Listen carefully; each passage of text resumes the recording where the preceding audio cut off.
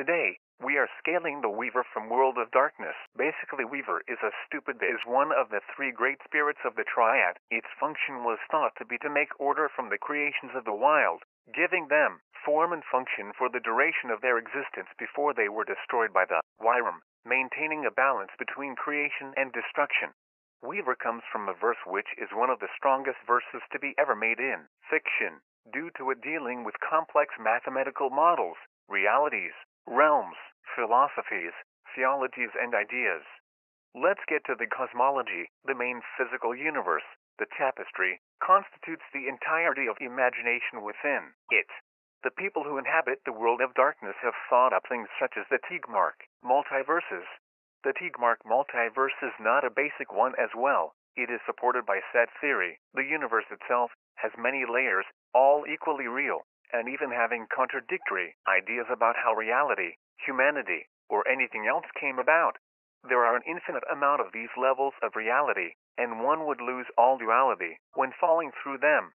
The universe alone is easily can be scaled to be high outer, and the multiverse straight up jumps up to layers into boundless to infinite layers into boundless. The tapestry breaks the tiering system. Arguments can be made that even multiverses can do that, let alone the tapestry. Above the tapestry is the lower and higher umbra. Above umbra comes the horizon. Over the horizon is the dreaming. Over the dreaming comes the tellurian. Then comes the void. Then comes the world tree and the supernal. The scaling of Weaver is blindly obvious, and most of the people watching this probably know how high she scales. They might be more interested to know about the cosmology instead of the scale, so I would be a bit more elaborative instead of just summarizing the cosmology. To the people who just want to know the scaling, you can skip forward to the scaling by clicking on the timestamp given in the description. Let's start, shall we? So first let's talk about the tapestry. The tapestry is the smallest structure in World of Darkness. Each of the settings takes place mainly within the tapestry. Functionally, it can be used similarly to universe. The tapestry itself contains all of history, all that is, wasn't all that can be imagined. There is mention of Max Tegmark's Type 4 multiverse in the Techoidean cosmology. Ensemble space, also called the astral plane by reality deviance. Ensemble spaces contain objects generated by human minds that lack the characteristics required to instantiate in material reality. This dimension includes fundamental mathematical objects, the Platonic ultimate ensemble predicted by mathematician Max Tegmark. The prevalence of unreal mathematical constructs gives rise to spatial distortions and subdimensions containing similar data sets, superstitiously referred to conceptual realms, epithemes, and kingdoms of the gods. This is further amplified by set theory's inclusion within the ensemble, expanding the expression of mathematics into set theory, where it is embodied within the umbra, and exists only because people imagine it does, with set theory's power and domination in mathematics being due to this. Beyond this, the tapestry has infinite levels, and falling through them one loses distinction and duality. Resonance is a concept which gives additional layers to the World of Darkness cosmology. When the angels created their tapestry, creation had near endless layers where things had conceptually different meanings. Above tapestry comes the umbra, the world of the dead. The low umbra itself contains layers upon layers, potentially an endless amount. This dark umbra where every possible underworld exists, which gives way and breaks down further one travels until one reaches the far shores. It, in turn, is divided into several different layers of existence, each of which represents a different degree of abstraction extending upwards from the material realm. The first of these is the Vulgate, which is the region of common thoughts and concrete ideas, which acts as the very idea of the world, where all of its conceptual components are laid bare, and everything from intellectual discussions to the gossip of housewives is embodied in one form or another.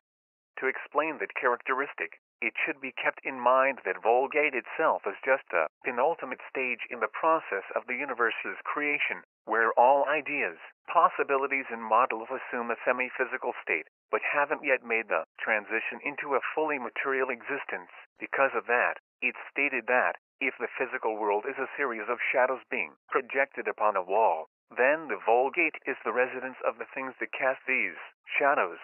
The Vulgate's landscapes also mark the appearance of the spires, mountains of rising abstraction that embody the idea of higher levels of consciousness, and which an astral traveler needs to metaphysically climb in order to ascend to the apex of the high umbra, by wrapping their heads around increasingly loftier concepts. When one climbs a spire, the world starts to lose its sense of concreteness and immediacy, as they start to approach the realm of pure thought and consciousness, with characteristics such as the size, form, and shape of things gradually disappearing.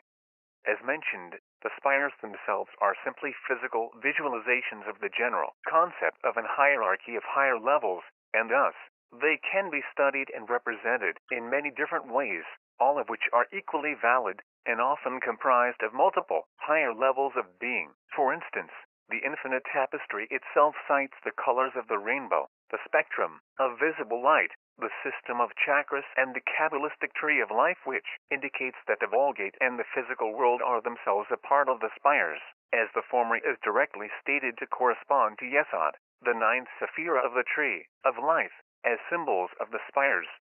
All of these, of course, are nothing but symbolic representations, and equally valid ones, in spite of seemingly establishing different hierarchies with a different number of level 6 for the colors of the spectrum, 7 for the chakras of the human body, 10 for the tree of life. Indeed, the spires themselves are described as going upwards into infinity, as seen in the excerpts above, and even the tree of life is described as comprised of an infinite number of refractions of a single unity standing at its top.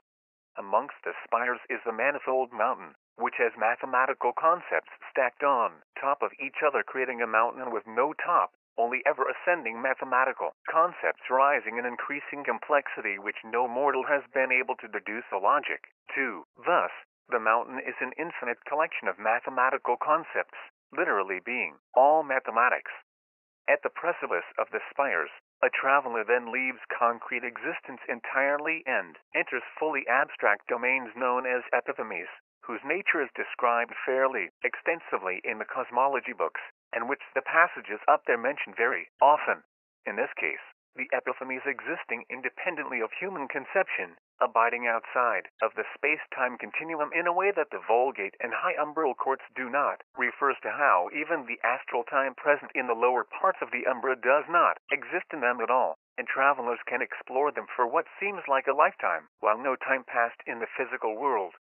For reference, the aforementioned astral time in which the umbra operates is also specified to not be a physical direction at all, but just a vague concept of duration, entirely defined by an individual's experience, directly likened to their personal sense of accomplishment and purpose, rather than material, quantitative factors like speed and distance. To illustrate their relationship to the other spiritual realms we've went over up there, it is further stated that, if the epiphemes are pure abstractions that ontologically exist a priori from physicality, then the lower realms and things of the high umbra are just lenses through which these ideas are focused and given pseudo-tangible forms and faces, with the gods, or high umbra, that live in realms perched along the spires, being examples of such forms. Another interesting feature of the epiphemes, which you may have noticed in the excerpts above, is that they are not limited to the earth at all. In fact, they are stacked into a series of levels as well, each higher one being a greater degree of abstraction and representing the completion of the intellectual work initiated in a lower epiphemy. The referent example, in this case, being how the epiphemy of general relativity is higher than the epiphemy of Newtonian mechanics. Eventually, the epiphemes stretch beyond the near umbra entirely and grow adjacent to the whole Tellurian, with their highest regions being completely inaccessible to mortals, as they represent concepts far beyond the reach of human consciousness, which are impossible to be imagined. Above the three layers of near umbra lies the horizon. The three realms that comprise the near umbra are not the entirety of the cosmology, far from it, and are indeed simply the Earth's metaphysical counterpart in the spirit world. There are a number of further realms existing beyond it, and the first of them, which metaphysically represents the limits of Earth's atmosphere and encompasses that entire reality, is the horizon. And further than that, there is an infinite, churning sea of magical energy known as the ether space, where the laws of reality are far hazier and more fluid than they are in the near umbra, although paradox is still existent there, and which culminates in a second, true horizon, the spiritual reflection of the asteroid belt between Mars and Jupiter. The metaphysical Earth as a whole is also part of a group of worlds known as shard realms, which are spiritual reflections of the planets of the solar system, each of which can contain their own umbra and hold connections with one of the 9 spheres of magic that mages can utilize to exert control over reality. The Earth, for instance, is just the shard realm of Prime, while Saturn is the shard realm of Time. Beyond the true horizon, there is only the deep umbra, or the deep universe, which is the point where humanity's influence over reality breaks down entirely, and the very distinction between real space and the spiritual world becomes hazy and uncertain. Being what it is, paradox doesn't occur within its bounds.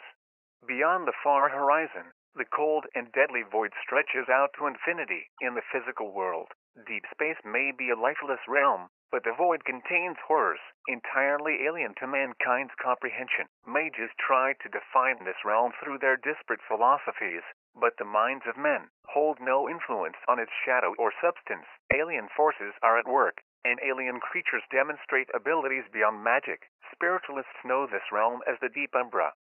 Technocrats speak of the deep universe. Both groups are entirely out of their depths within it.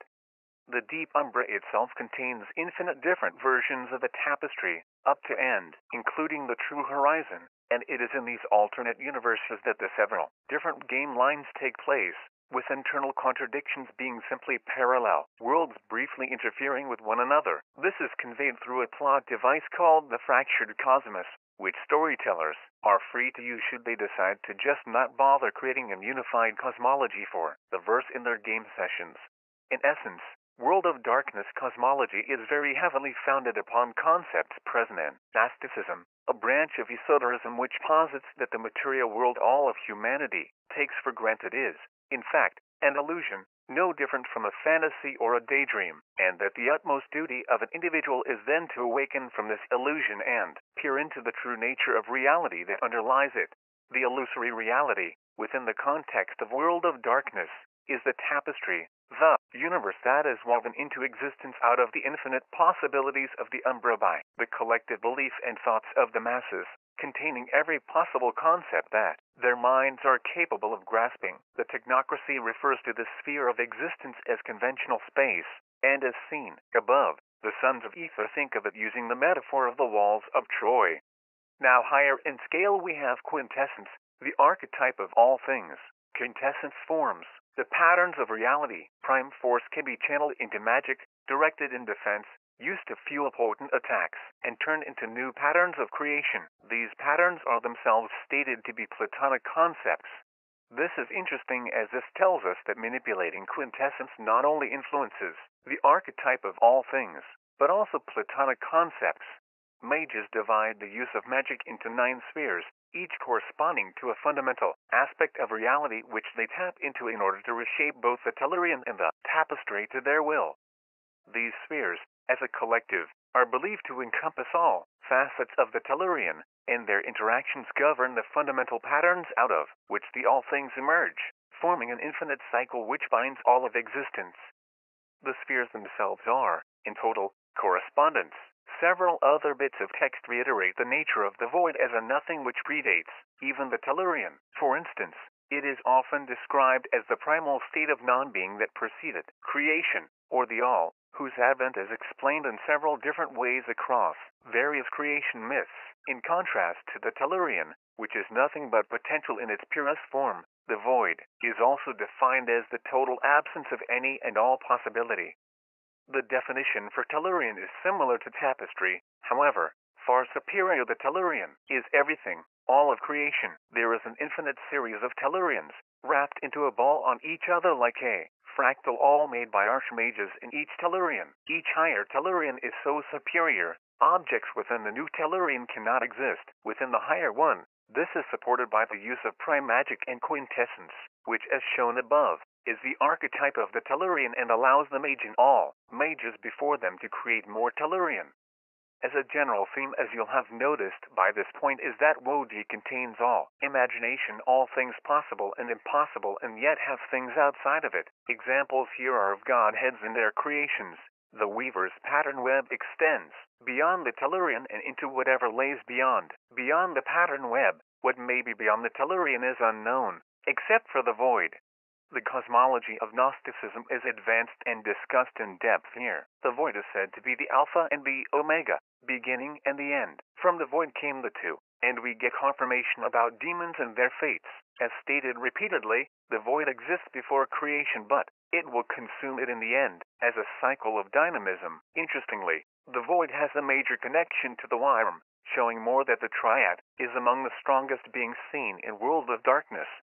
The abyss, a tear in the fabric of creation. The abyss is a yawning chasm that consumes everything that has been lost or abandoned. The void itself isn't just non-existence, it is antithetical to existence itself, collapsing all distinctions into nothingness. The void is a state beyond conception, and truly is the end of the line, with nothing beyond it. Before there was nothing, less than darkness, less than even the void, Gaia was present, and she made all. The supernal exists beyond the void, across a chasm from which no reason can reach, the realm where the triad broke from cosmic unity into their cosmic aspects and formed reality. Alder Bowl is the world tree, the axis mundi, a foundation from where the weaver spins her pattern web, where the wild nourishes its roots and the worm eats its fallen leaves. The world tree itself is both the culmination of all cosmological trees, the Sephiroth, the world tree. It is all of them and more. Essential divinity is the name given to that which cannot be named, the I am that I am. At the core of sacred mysteries, an indefinable essence that pervades creation, it transcends names and identities. As ineffable things go, this one scores the top of the list. Godhead is what you get when you assign divinity a face, personality, and name. Sometimes that divinity incarnates itself in an avatar, an identity that humans can relate to. The adversary is the cosmic antagonist, the force of opposition that may or may not be another aspect of divinity. Some folks see it as an evil anti-god, others view it as a rebellious lesser creation, and still others view it as a shadow of essential divinity. Many people refuse to recognize it at all or theorize that it exists because people think it exists. In any case, the adversary is godlike, and might, as the Nefandi believe, be that summation of cosmic absolute against which God is the rebel who will eventually be consumed. I am tired, but that's the end of the unending cosmology of World of Darkness. I am 100% sure that there are tons of layers which I have missed, and I am not even a bit sorry for that, as this is more than enough and no one is going to watch more than 15 minutes of an iBot talking irritatingly about the same topic endlessly, which is not even understandable at some point. But anyway, this information is completely credible, and also thanks to Versus Battle Wiki forums. I got info from there all along with sources. Eventually, I am one of those assholes who hates Versus Battle Wiki's scaling but still uses their forums to gather info and to get the source. So for info gathering, I would say Versus Battle Wiki is the best bet.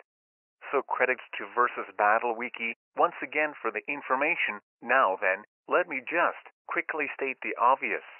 Irrelevant layers above the tiering system. Weaver destroys the scaling system unquantifiable amount of times.